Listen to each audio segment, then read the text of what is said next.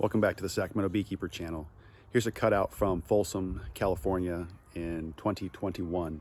And this customer called us, had bees in the side of the chimney, and they also had some dry rot going on. So we might as well tear out the dry rot while we're getting the beehive out of there. I hope you guys enjoy the video.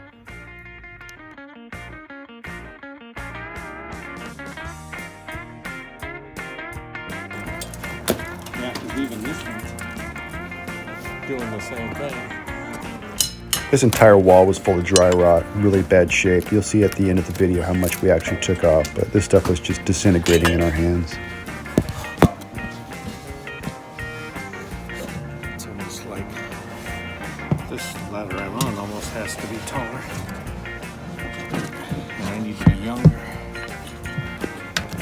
So what you'll notice here is we've already made our cut above the roof line, and the comb starts about 6 to 8 inches above the roof line and goes down the side of the chimney. So then we have to rearrange everything to start cutting from underneath the chimney. So you'll see us trying to smoke the bees out from the top in an attempt to locate the queen.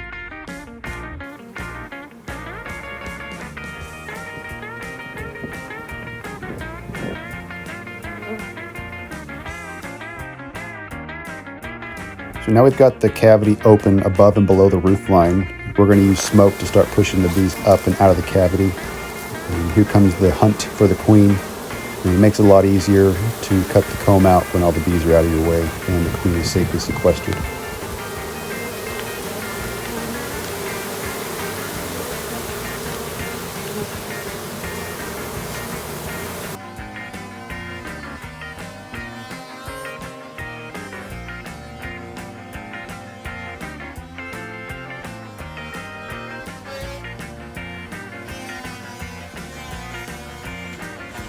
When we're working off the ground like this, we'll put a nail into the side of the building and then hang a bucket from that.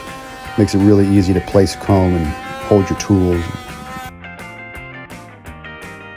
The dry rot went all the way down, so we had to gut the whole thing, and the homeowner ended up using this as an insurance claim. The siding was so deteriorated, it allowed a lot of water to vector into the cavity.